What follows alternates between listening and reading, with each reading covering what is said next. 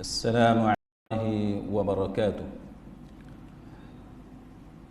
Innal hamdalillah nahmaduhu wa nasta'inuhu wa nastahdihi wa nastaghfiruh wa na'udzu billahi min shururi anfusina wa min sayyiati a'malina. Man yahdihillahu fala mudilla lahu ومن يضلل فلا هادي له أشهد أن لا إله إلا الله وحده لا شريك له وأشهد أن محمدا عبده ورسوله اللهم صل وسلم على محمد وعلى آله وصحبه والتابعين بإحسان إلى يوم الدين. Amma ba'd. Rabbi syarah li sadri, wahai Tuhanku, lapangkanlah dadaku ini. Wa yassir li amri, dan permudahkanlah urusanku. Wahlul 'uqdatam min lisani, dan uraikanlah kekeluhan lidahku. Yafqahu qawli, supaya mereka memahami kata-kataku ini. Rabbi zidni ilma, wahai tambahkanlah ilmu kepadaku. Allahumma faqihna fid din, ya Allah, kurniakan kepada kami kefahaman tentang agama. Wa 'allimna ta'wil, dan ajarkanlah kepada kami kefahaman mengenai Al-Quran. Wahdinas siratal mustaqim, dan tunjukkan kepada kami jalan Engkau, jalan yang lurus. Amin ya rabbal alamin. Saudara-saudari, sahabat sahabiah, muslimin muslimat, mudah-mudahan kita semua pada malam ini dirahmati dan diberkati oleh Allah Subhanahu wa taala. Tajuk kita pada malam ini ialah berkenaan dengan bagaimana scammer bertaubat. Scammer maksudnya orang yang melakukan penipuan. Penipu. Orang yang menipu orang. Scammer ni pada zaman kita ni contohnya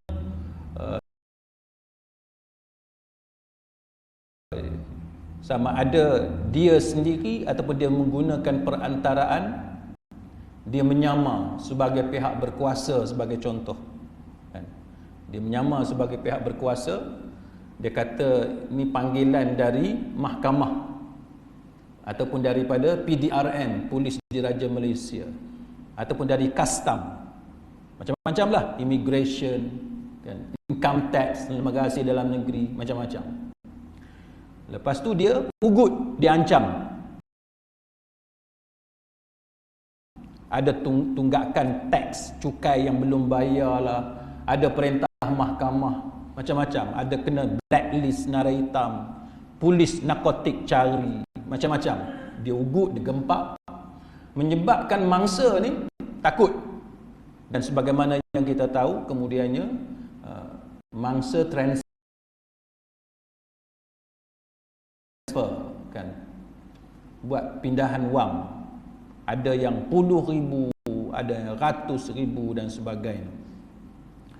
Jadi scammer ni macam-macam yang ada dalam negara kita sekarang. Ada scammer yang melibatkan urus niaga kad kredit. Dia tipu dengan menggunakan kad kredit. Satu lagi yang kita sebut tadi, menggunakan panggilan telefon. Dia kata ada tunggakan bil telefon tak bayar. Maka kalau nak berurusan, tekan 0, tekan 9, macam-macam lah. Lepas tu bila kita tekan, nanti adalah helah yang dia buat. Selain daripada itu, penipuan melibatkan pinjaman bank. Lagi penipuan melibatkan apa ni, kita kata alung. Banyaklah bentuk penipuan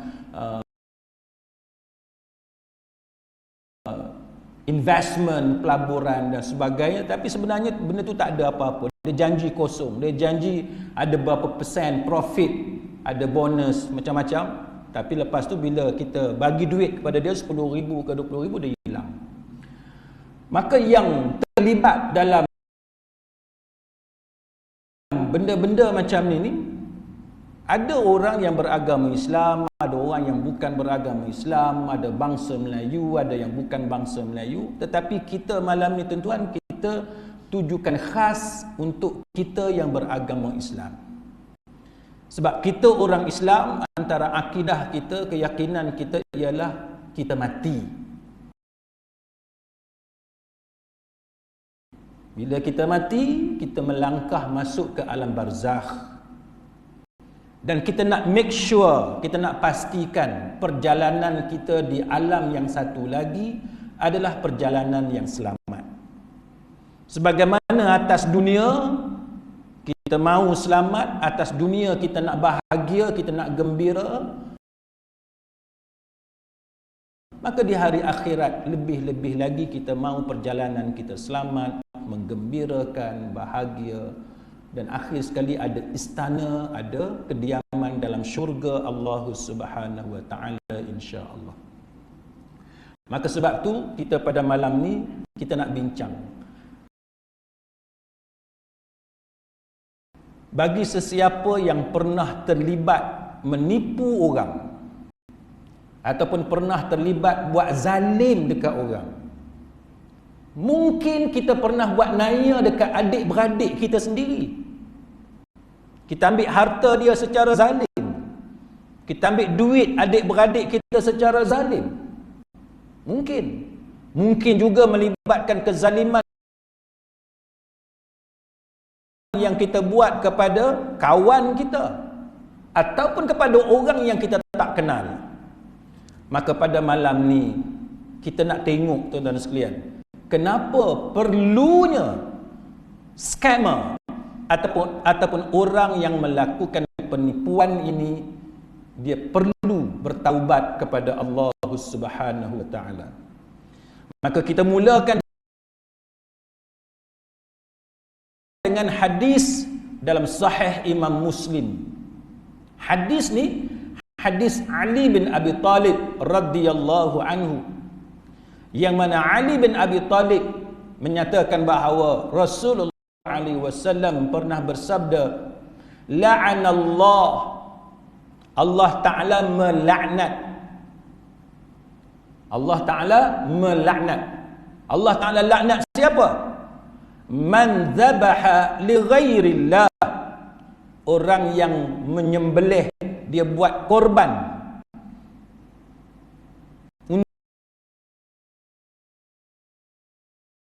untuk selain daripada Allah Subhanahu wa taala. Ni orang hak berjudi, orang yang adalah dia buat upacara-upacara yang mengarut.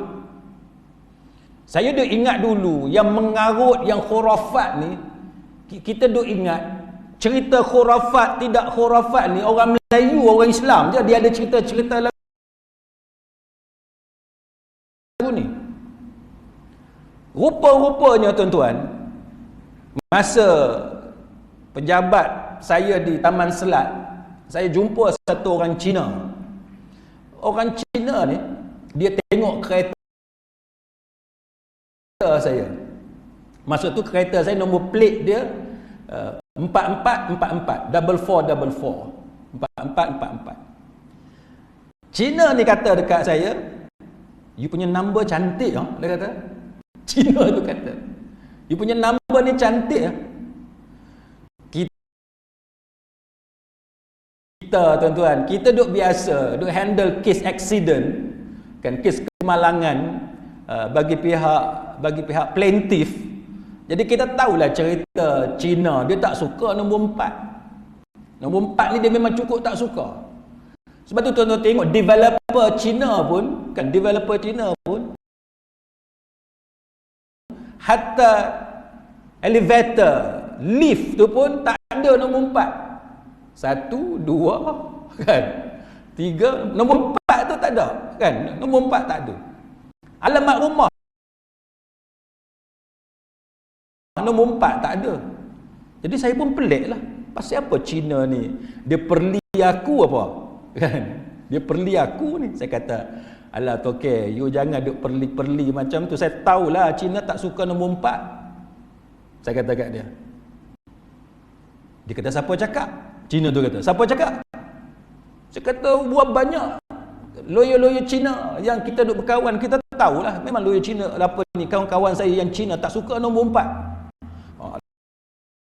Dia kata salah, dia kata bukan macam tu. Dia pun tunjuk dekat saya satu Cina di Taman Selat yang kereta dia nombor 4. Dia kata, cuba you tengok, pasal apa dia Cina tapi dia pakai nombor 4. Saya kata betul juga macam mana dia Cina tapi dia pakai nombor 4. Ini saya nak bagi tahu. Dia kata, Cina ni cerita kat saya, dia kata yang tak suka nombor 4 ni Cina hak kaki judi, dia kata. Cina hak kaki judi, hak percaya benda mengarut. Cina yang apa dia kata, yang educated, yang boleh fikir dengan betul, dia kata nombor 4, nombor apa sekalipun tak ada kaitan. Orang tu bertuah ke, malang ke, sial ke, apa ke, tak ada kaitan nombor-nombor ni. Cina tu kata kat saya. Saya kata, oh ada juga kan orang Cina yang tak percaya kaitan nombor-nombor ni, dan dia kaitkan yang percaya pada nombor ni dengan benda-benda amalan kepercayaan khurafat. Maknanya ada juga Cina yang tak percaya, ada Cina yang percaya, dan itu dianggap sebagai khurafat. Baik. Jadi dalam hadis ni, nombor satunya orang yang buat korban, dia menyembelih binatang, dalam khurafat. Dia bukan korban untuk Allah, tapi korban dalam upacara syirik. Dia mensyirikkan Allah Ta'ala. Ini nombor satu. Orang ni dia mendapat laknat daripada Allah Subhanahu Wa Ta'ala. Nombor dua, Nabi kata, wa la'anallah, Allah Ta'ala melaknat man awa muhdithan, orang yang melindungi pelaku maksiat.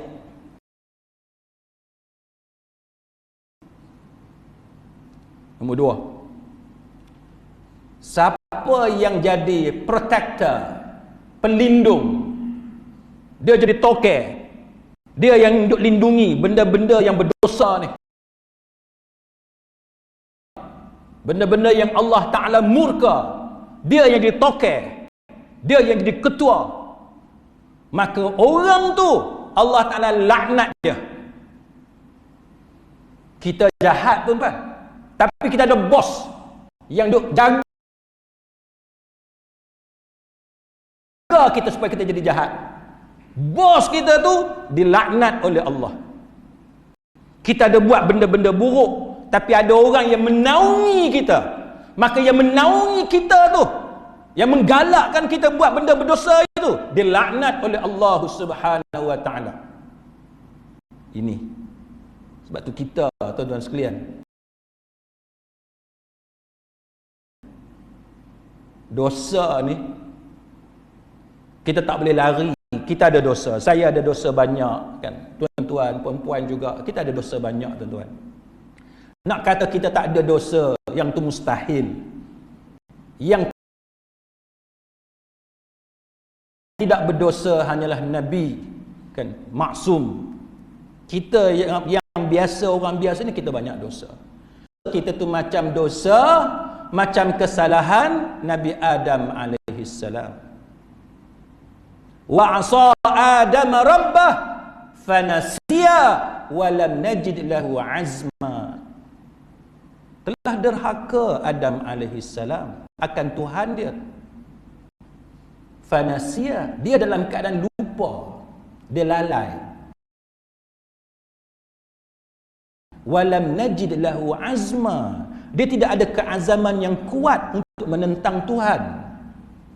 Kita kalau boleh, dosa kita ni bukan dosa kita nak pertahan benda jahat kita buat, jangan. Orang tegur kita, orang nasihat kita, kita akui itu dosa yang kita buat. Itu yang bagus.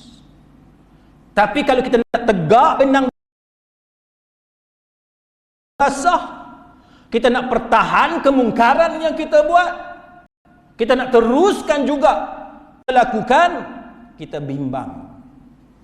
Jadi macam iblis. Na'udzubillah min zalik. Tak mau macam iblis, kita nak jadi macam Nabi Adam alaihissalam. Buat dalam keadaan terleka. Lupa. Yang tu tak apa. Kita ingat balik, atau bila orang nasihat kita, minta ampun kepada Allah. Itu mudah untuk Allah Ta'ala ampun bagi kita. Yang ketiganya, Nabi kata, wala'anallah. Siapa dia? Man la'ana walidayh, wala'anallah man ghayyaral manar. Yang ketiga, Allah melaknat orang yang melaknat orang tua dia. Kan? Siapa yang melaknat orang tua dia?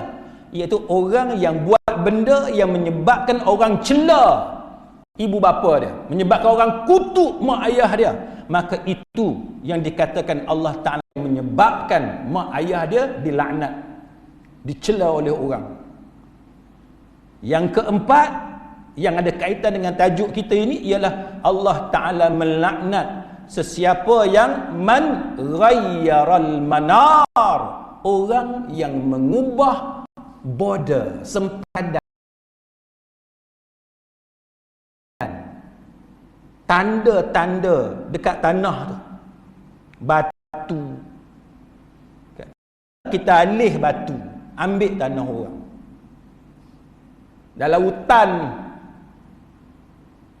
pihak-pihak berkuasa bagi dah setakat mana, kita alih, kita nak lagi banyak, kita ambil dengan cara haram, melanggar undang-undang, melanggar hukum syarak.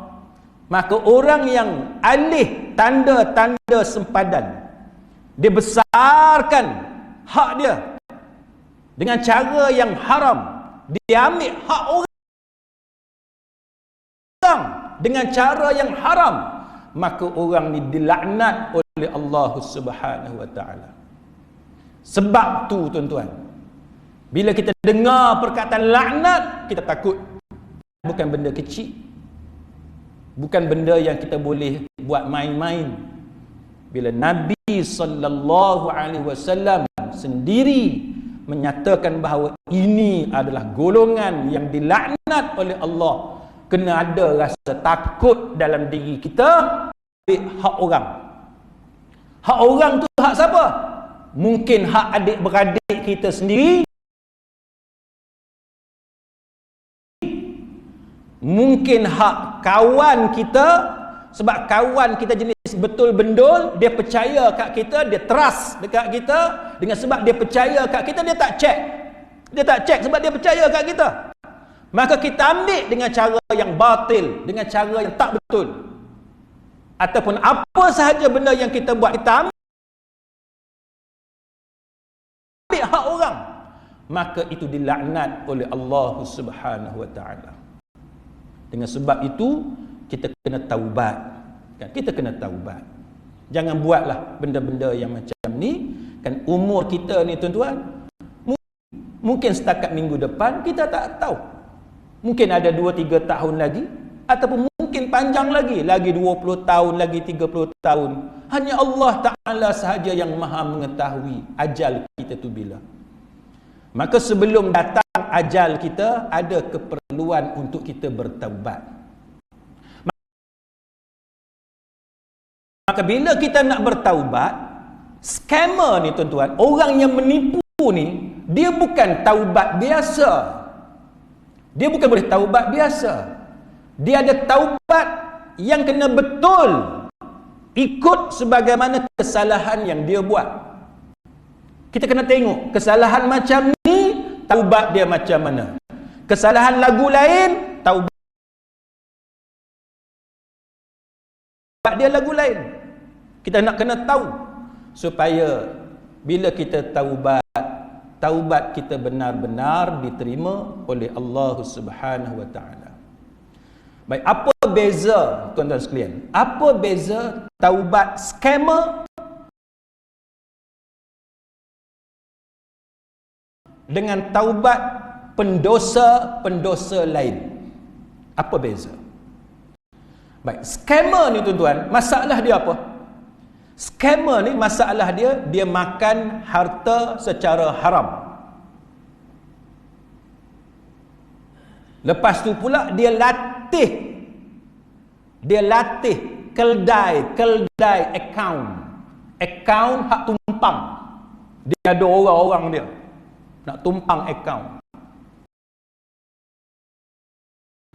Tu tak cerita lagi hak dia duk bela orang tu, bela pegawai ni, bela pengarah tu, bela orang tu orang ni. Banyak benda yang dia buat.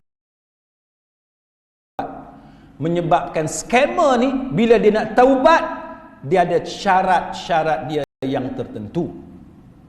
Yang pertama, kita kena tahu harta haram yang seseorang tu ambil atau dia makan atau dia guna atau dia manfaatkan. Harta haram ni tuan-tuan, dia bukan saja salah sebab kita makan. Kita tak makan pun, tapi kita guna dia, haram juga. Harta haram kita tak makan, kita buat rumah, itu dikira makan juga. Harta haram kita tak makan, tapi kita melancung, haram juga.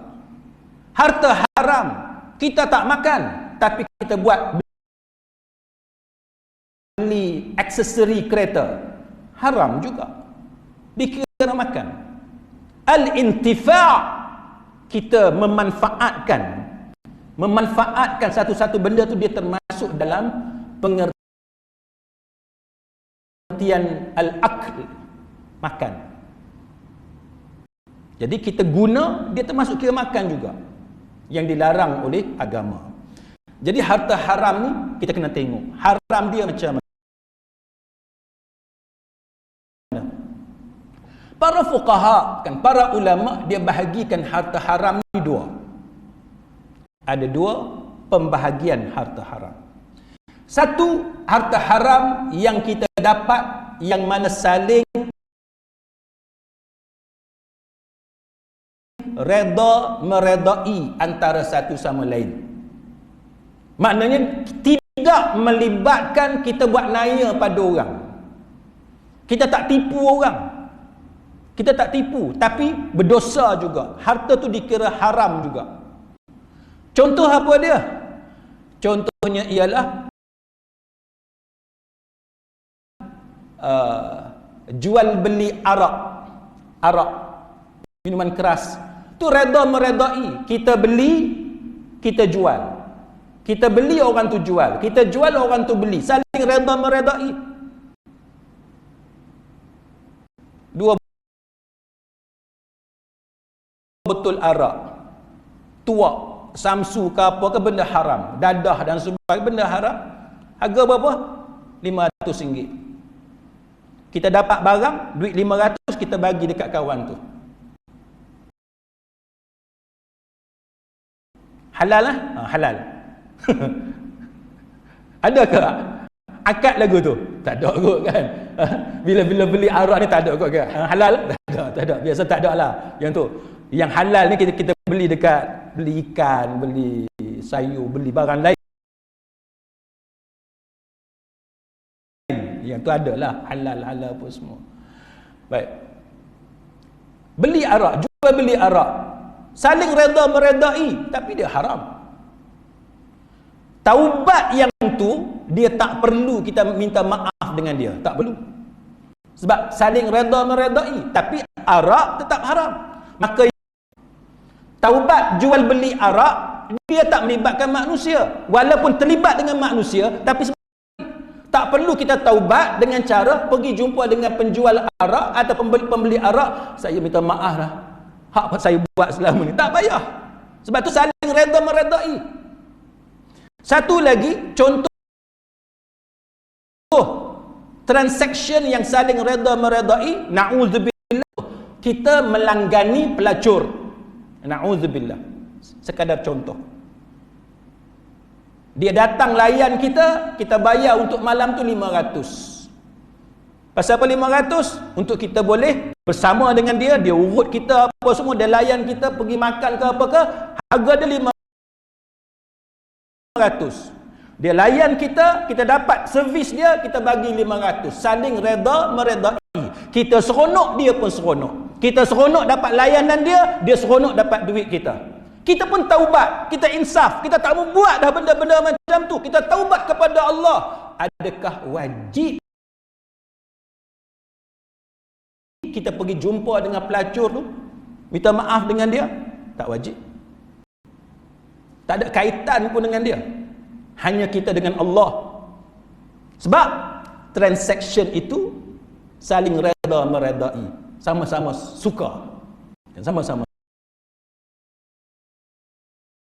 suka. Itu contoh. Riba sama juga, riba apa semua saling reda meredai. Tak perlu kita minta maaf dengan dia.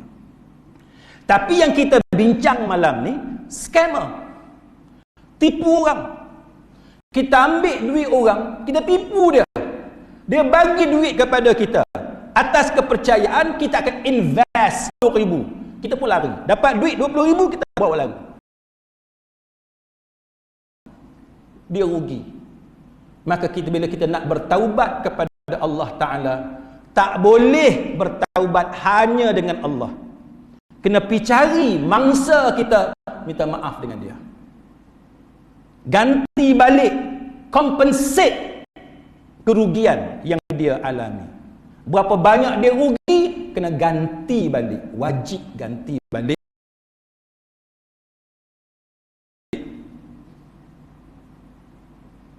Yang duk tipu kata saya polis, dia pun peras ugut orang tu.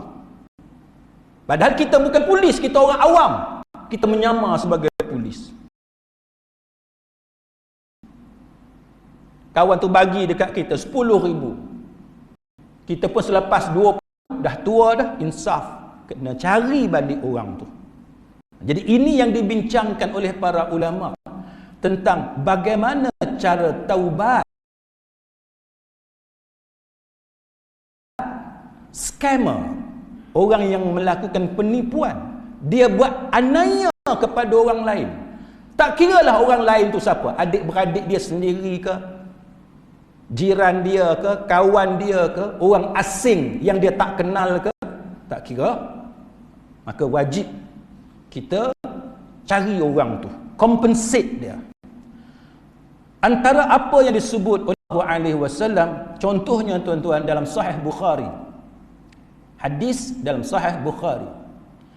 Hadis ni hadis Abu Hurairah radhiyallahu anhu, bahawa Nabi sallallahu alaihi wasallam bersabda, man kanat lahu mazlamatun li ahadin min 'irdihi aw shay'in falyatahallalhu minhu al-yawm qabla an la yakuna dinarun wala dirham in kana lahu 'amalun salih ukhidha minhu biqadri mazlamatihi wa in lam takul lahu hasanat ukhidha min sayyiati sahibihi fahum. Apa yang pernah buat jahat kepada orang lain, dia buat zalim kepada orang lain. Buat zalim yang macam mana? Nabi kata sama ada berkaitan dengan kehormatan dia ataupun benda lain, isu lain, maka Nabi kata segeralah minta maaf dengan dia. Pi cari dia, minta maaf dengan dia sebelum dinar atau dirham tidak berlaku. Sementara boleh settle cepat-cepat. Sementara boleh bayar duit, bayar cepat-cepat. Takut sampai masa nak compensate dah tak boleh, tu naya. Maksudnya bila dah mati, duk di alam barzakh, hak tu naya. Sebelum masuk alam barzakh, sebelum mati, baik settle cepat-cepat. Baik kita settle cepat-cepat. Tak kira melibatkan duit ke, melibatkan tanah ke, melibatkan maruah dia ke apa ke, settle cepat-cepat. Dan Nabi kata, bila dah sampai hari akhirat, cerita dia lagu lain dah. Tak ada dah cerita duit ni, tak ada cerita dah. Nak ganti dengan tanah pun tak boleh dah, nak ganti dengan rumah pun tak boleh dah, nak ganti dengan kebun ke apa dah tak boleh dah masa tu. Nabi kata sebab apa? Sebab bila dah masuk alam akhirat, cerita dia ialah kalau dia ada amal soleh, dia ada pahala, maka Allah Ta'ala ambil pahala dia bagi dekat mangsa dia. Atau yang kata jadi bankrupt tu hak tu. Kita nak buat baik selama ni tuan-tuan. Pasal apa? Yang kita nak buat baik selama ni. Bukankah sebab kita nak pahala? Supaya Allah Ta'ala kasih kepada kita. Supaya kita dapat syurga daripada Allah. Supaya mengelak daripada azab neraka. Tiba-tiba pahala tu Allah Ta'ala ambil bagi dekat mangsa kita. Sebab apa? Sebab masa tu duit. Sebelum sampai ke peringkat itu, sementara boleh lagi menggunakan duit ringgit, guna duit ringgit, compensate, bayar. Kita penanya dia berapa? 10,000, bagi balik 10,000. Ada orang duk cerita, dia kata, tak, saya duit tak ada, tapi rumah, takkan nak jual rumah. Dia kata takkan nak jual rumah. Tuan-tuan, atas dunia kita kata takkan nak jual rumah. Akhirat nanti? Jadi sementara belum mati, fikir habis-habis. Fikir habis-habis. Nak jual rumah ke, nak jual kebun ke, apa yang ada, fikir habis-habis. Sebab dalam tanah, bila kita dah duduk dalam tanah, cerita nak ganti dengan duit tak ada dah. Itu bahaya dia.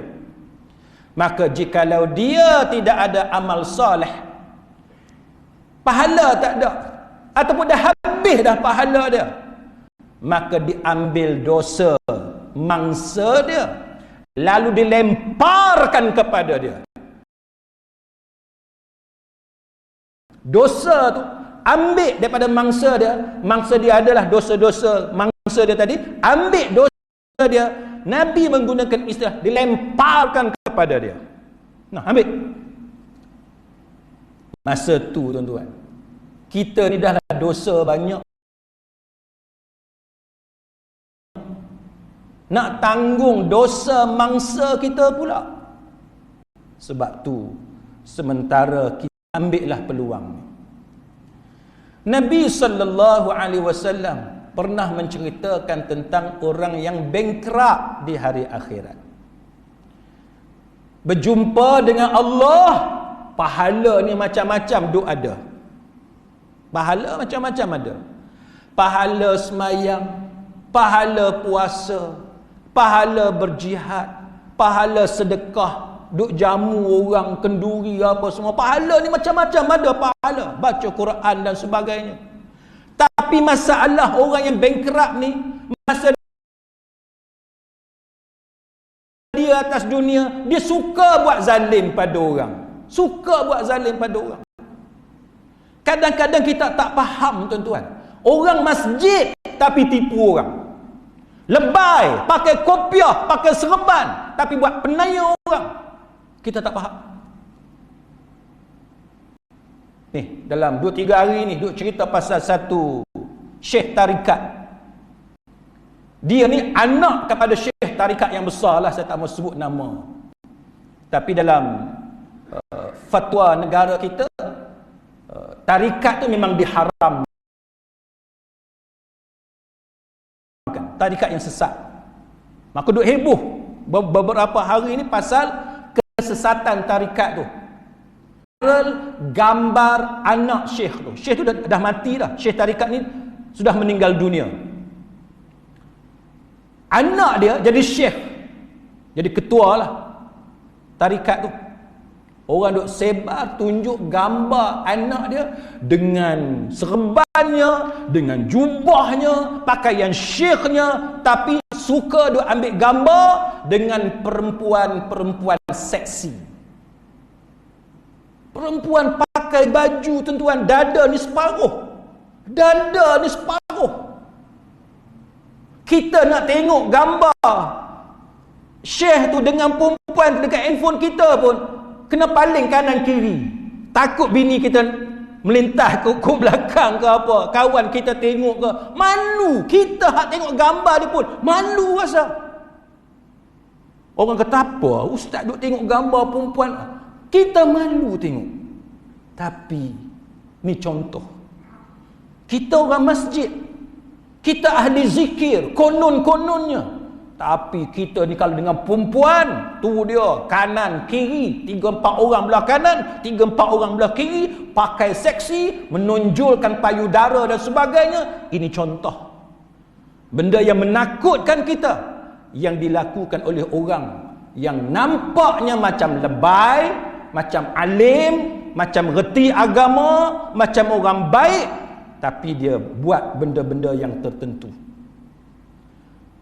Maka apa yang disebut dalam hadis dalam Musnad Imam Ahmad dan Sahih Muslim, Nabi menceritakan bagaimana orang ni dia caci orang, dia buat fitnah pada orang, tuduh orang tu, kutuk orang ni, ambil harta orang, dan macam-macam kezaliman yang dia buat sesama manusia, menyebabkan pahala dia diambil sampai habis pahala dia, dan dosa mangsa dia dilemparkan kepada dia satu persatu. Ambil satu, lempar kat dia satu.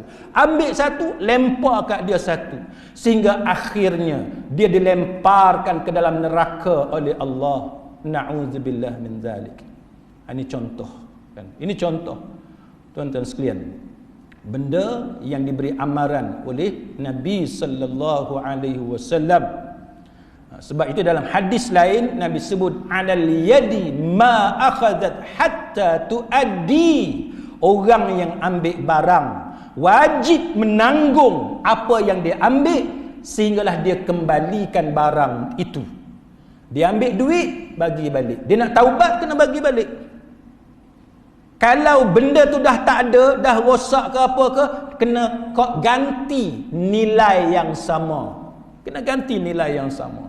Benda tu dah tak ada dah, ganti nilai yang sama.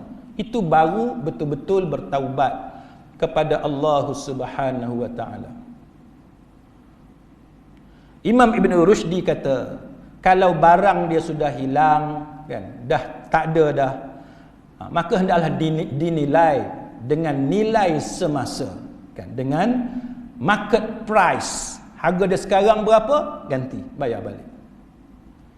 Sekarang timbul masalah, kita nak taubat, tapi mangsa kita tu, tak kira lah mangsa kita tu adik kita sendiri ke, jiran kita ke, kawan kita ke, orang asing ke, mangsa kita tu sudah meninggal dunia, dah mati dah.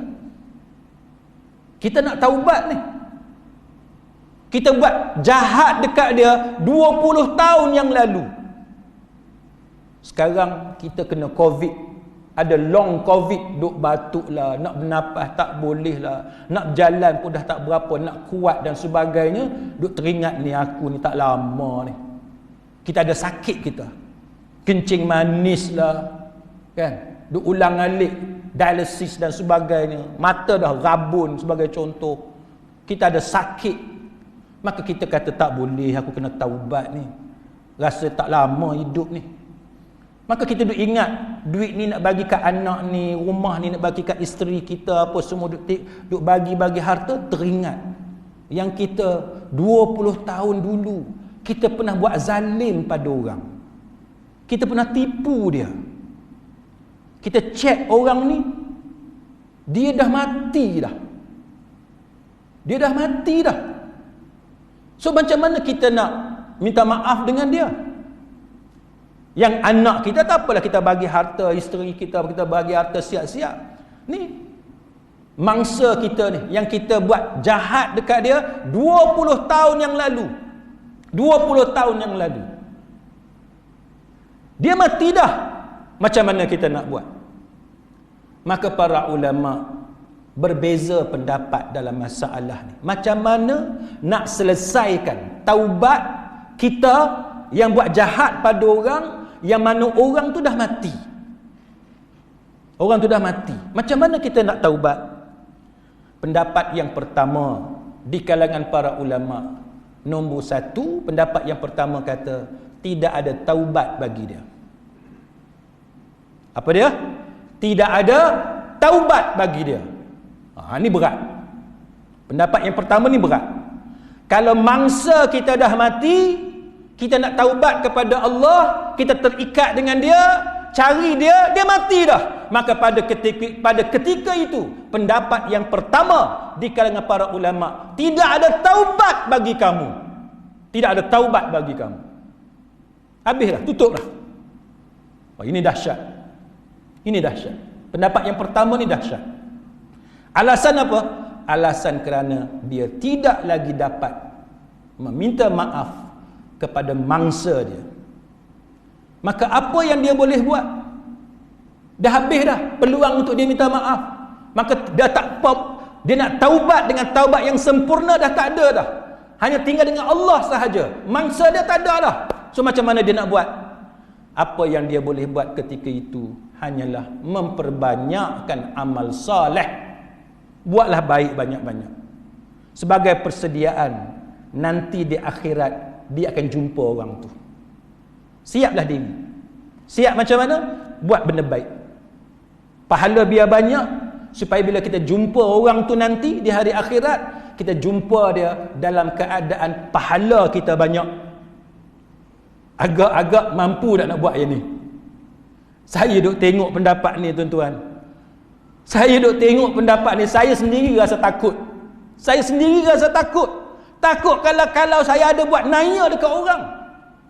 Kita duk rasa pahala kita pun tak cukup untuk tampung diri kita seorang. Tiba-tiba nak bawa pahala yang banyak, nak jumpa dengan mangsa kita. Hak ni tak boleh nak fikir tuan-tuan. Tak boleh nak fikir macam mana kita nak buat.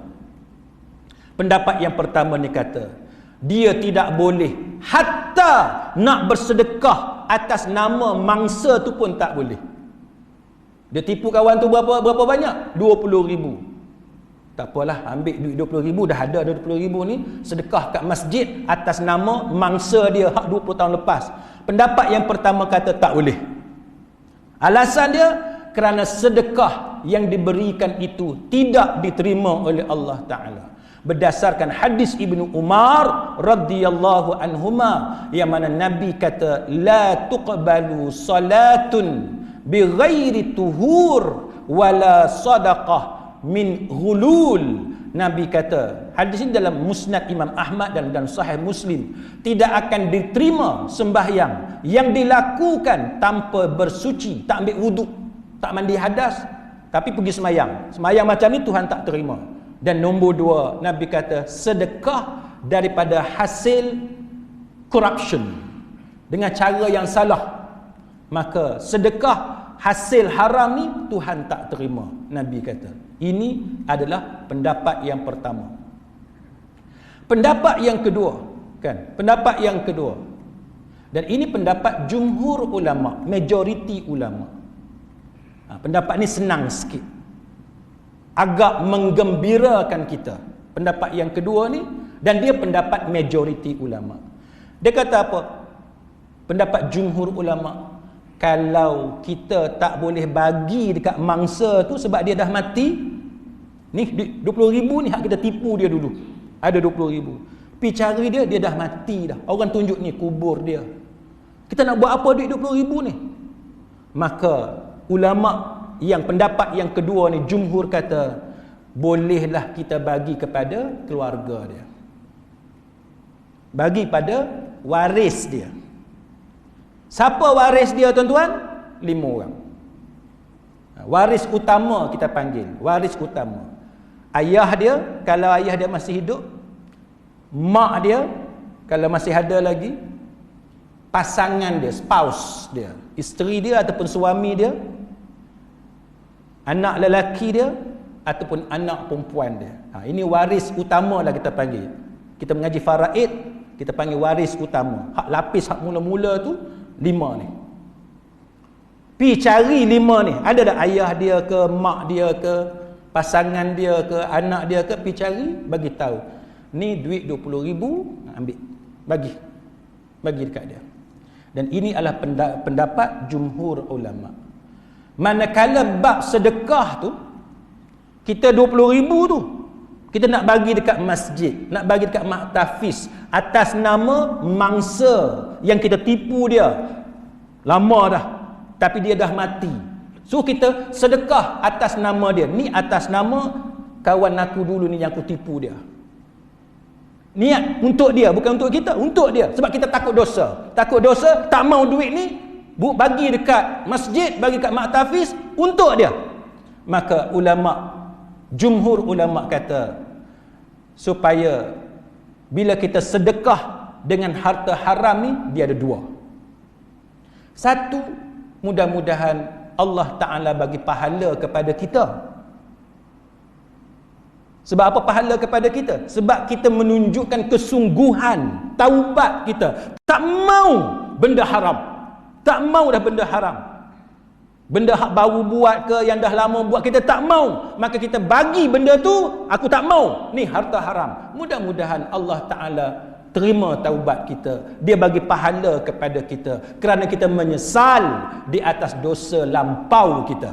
Satu. Yang kedua, untuk kita buat tazkiyah, purification. Kita bersihkan. Mana harta kita yang ada ni berapa juta? 1 juta, 2 juta ke harta kita yang ada? Senaraikan. Hak mana halal, hak mana haram. Cek tengok, ada yang haram. Ataupun syubhah. Bersihkan yang haram, yang syubhah aku tak mau. Maka bila kita buat tazkiyah, kita buat purification, maka Allah Ta'ala bagi pahala tersebut. Pahala sebab tazkiyah. Jadi siapa-siapa yang ada duit riba, duit judi, duit apa-apalah yang haram ke, yang syubhah ke, bagi kan, bagi kepada orang, bagi orang cacat ke, bagi kepada pelajar sekolah yang tak mampu bayar yuran ke, bagilah kepada siapa-siapa. Aku tak mau duit ni sebab duit ni haram. Maka mudah-mudahan Allah Ta'ala bagi pahala kepada dia kerana perasaan dia rasa menyesal, rasa berdosa dengan benda yang dia buat. Maka berkata Hujjatul Islam Al-Imam Al-Ghazali rahimahullahu ta'ala, Imam Ghazali sebut dalam kitab Ihya Ulumuddin, dia kata pendapat yang menyatakan bahawa kita tidak boleh bersedekah kecuali dengan harta yang halal.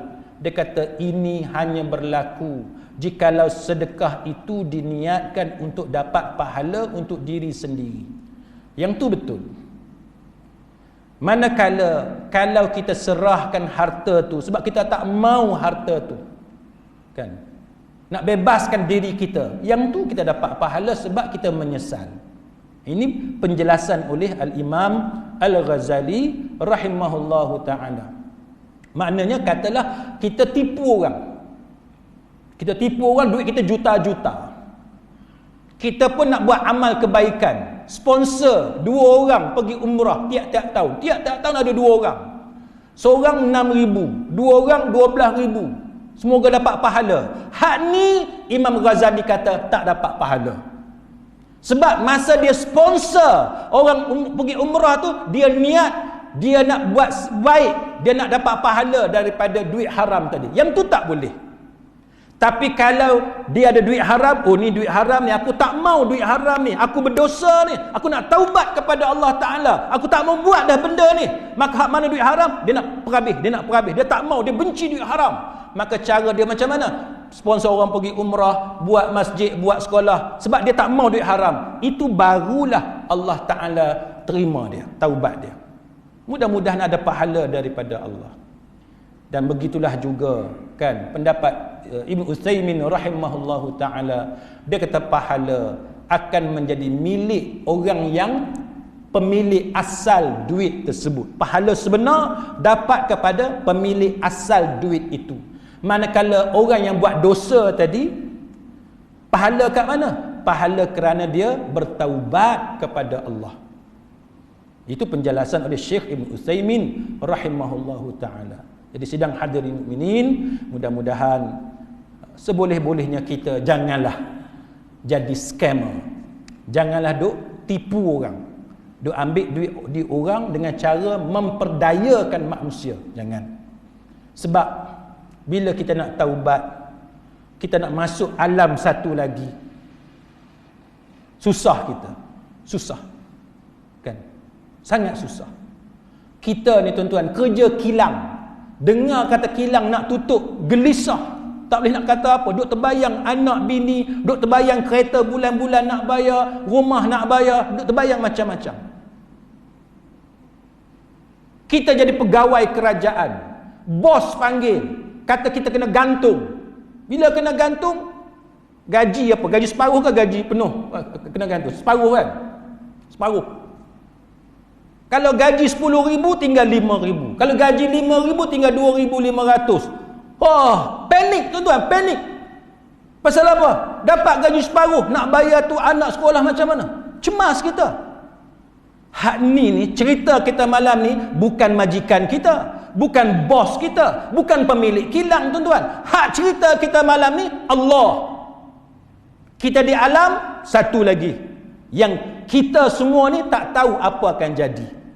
Jadi mudah-mudahan kita tak terlibat dengan benda macam ni, tapi kalau terlibat, fikirkanlah secepat mungkin untuk kita minta maaf dengan mangsa kita, kembalikan hak dia, kita bertaubat kepada Allah Subhanahu wa taala insya-Allah. Wallahu a'lam. Aqulu qawli hadza wa astaghfirullahal azim li wa lakum. Wassalamu alaikum warahmatullahi wabarakatuh. Subhanakallahumma wa bihamdik asyhadu an la ilaha illa anta astaghfiruka wa